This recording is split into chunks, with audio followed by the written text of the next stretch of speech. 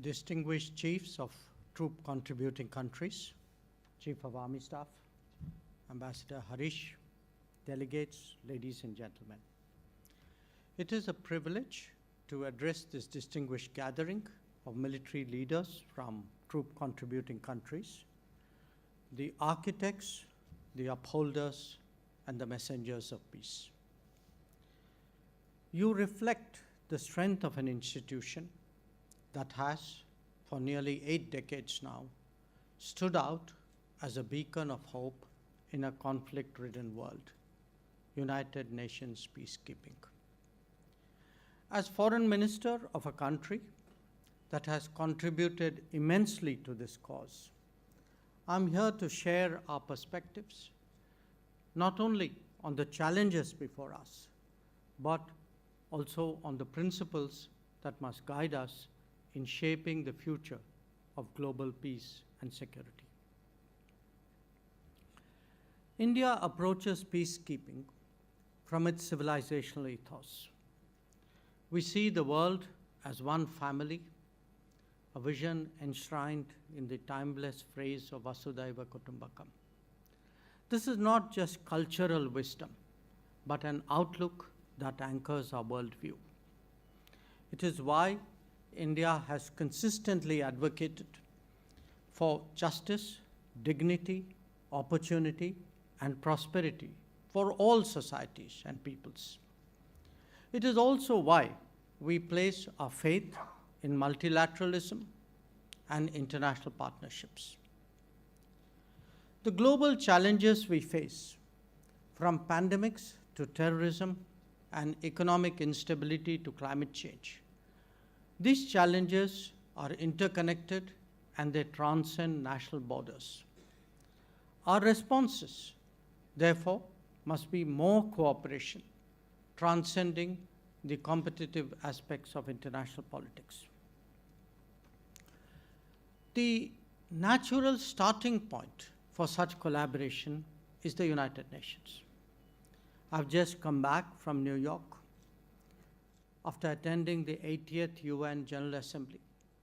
And let me share with you some key insights from that experience. One, the United Nations today still reflects the realities of 1945, not of 2025. 80 years is a long time by any standards. And during this period, the UN membership has actually quadrupled.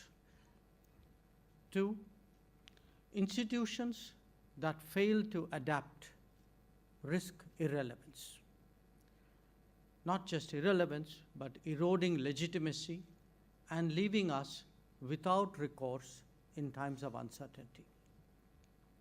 Three, for the UN to be effective, it must reform, becoming more inclusive, democratic, participative, and, as I said, representative of today's world. And four, it must amplify the voices of the developing world and reflect the aspirations of the rising global South. The UN's legitimacy, and I would say the UN's credibility, depends on it doing so. Now, there is a strong desire among members of the UN for a reformed United Nations, including expansion of the permanent and non-permanent categories of membership of the Security Council. However, the process of reform itself is being used to derail that agenda. As a result, I'm sorry to say, historical injustices still continue. India affirms its commitment to assume greater responsibilities in a reformed United Nations and in a reformed multilateralism. Now, this brings me to the core of our discussions, UN peacekeeping. Since its inception, it has been a testament to what we can achieve when nations unite for a larger cause. Our peacekeepers have been really a powerful force for good. These brave sons and daughters put their lives on the line to protect civilians, to deliver humanitarian aid, and to support fragile peace processes. They are the real torchbearers of multilateralism. Now, let me honor today the more than 4,000 UN and 182 Indian peacekeepers who have made the ultimate sacrifice in the line of duty. They stand out as a testament to bravery, and their legacy remains a solemn call to action for all of us. We must ensure that their message lives on. Now, as you would all be aware, peacekeeping was not originally envisaged in the UN Charter. The very concept of peacekeeping has evolved over the years. Currently, it draws its mandate from the decisions of the UN Security Council. Changing geopolitical dynamics, the complexities of world affairs, and the nature of conflicts have all shaped the demands of peacekeeping. We all recognize that peacekeeping has been the flagship endeavor and the most effective instrument of the United Nations. When it comes to peacekeeping operations, allow me to flag 7 concerns for your collective consideration. 1, troop contributing countries as well as host states must be consulted while formulating mandates of peacekeeping missions. 2, peacekeeping can only be effective if mandates are commensurate with the resources allocated to the missions. 3, these mandates must always be realistic and always be clear. 4, the primary responsibility for protection of civilians still lies with the host state. 5, technology and peacekeeping go hand in hand and is, in fact, a force multiplier in peacekeeping operations. As a nation that has embraced innovation, let me underline that India stands ready to be a technology demonstrator to enhance the operational capacity of peacekeeping. 6, to address the needs of strategic communication, we must strive to counter mis- and disinformation. The role of ICT is therefore very important. And 7, paramount importance must be given to the safety and security of peacekeepers. We must always ensure that perpetrators of any attack on them must be brought to justice. Now, ladies and gentlemen, the nature of conflict has clearly changed. The clear lines of state-on-state warfare have been blurred. We often face on the ground a complex and ambiguous matrix of non-state actors, of armed groups, and of terrorist organizations. These entities operate outside the norms of international law, employ asymmetric tactics from IEDs to cyber warfare, making our work more dangerous and more unpredictable. The traditional role of a peacekeeper as a buffer between two warring states has also evolved significantly. Today, our peacekeepers must be prepared to protect civilians from harm, respond to humanitarian crises, and yet operate in environments where the enemy wears no uniform and respects no rules. This difficult reality demands a new paradigm for peacekeeping. It requires enhanced training, sophisticated technology, and a reevaluation of our mandates. We must equip peacekeepers to deal with asymmetric threats, ensure their own safety, and yet deliver on their missions. That means investing in surveillance systems, protective gear, cyber capabilities, and mission preparedness of the highest standard. It is likely that the peacekeeping budget will see headwinds.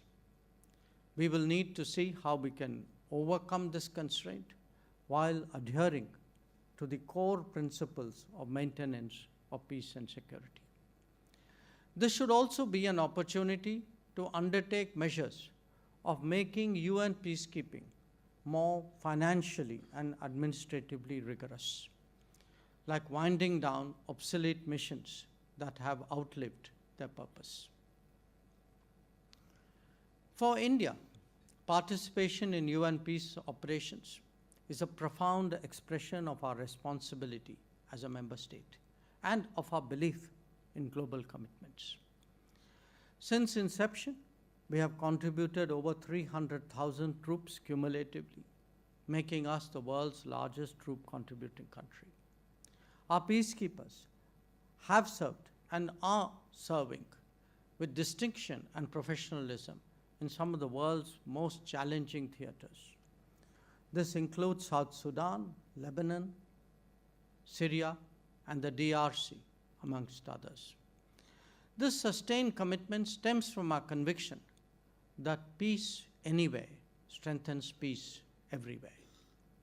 We also take great pride that we have walked the talk in our commitment towards women, peace, and security. Our women peacekeepers have demonstrated the unique impact that they have. They build trust in communities and give hope to vulnerable populations, especially women and children. We believe that it is no longer a question of whether women can do peacekeeping. Rather, it is whether peacekeeping can succeed without women. I recall that in February 2025, India hosted the first ever international conference on women peacekeepers from the Global South, bringing together women peacekeepers from 35 nations. More recently, in August this year, India hosted the UN Women Military Officers Course, which saw participation from 15 countries. I'm also glad to note that this August gathering has, over the last 2 days, deliberated on issues closely associated with and important to the maintenance of peace and security. Peacekeeping is and will remain an important instrument of the UN in this pursuit. We need to adapt and we need to change according to the times so as to make peacekeeping more effective and more resilient. This is best reached through consultations and engagement between member states as we discuss the evolving nature of the future of peacekeeping. The Global South has both a particular contribution and a particular relevance insofar as peacekeeping is concerned. Unfortunately, the maximum number of conflict zones are located there. In fact, the requirements of the Global South are themselves distinct, calling for unique, regional, and even local solutions. This is why conferences of this type are valuable in engaging on a single platform in the search for optimal solutions. India has always stood with our brothers and sisters of the Global South and will continue to help with our expertise and long-standing experience across all domains, including in peacekeeping. Let us therefore commit to working together, collectively, constructively, and by consensus, to shaping a renewed vision of peacekeeping, one that honors the sacrifices of the past, that adapts to the challenges of the present, and that commits to the promise of the future. I thank you for your attention.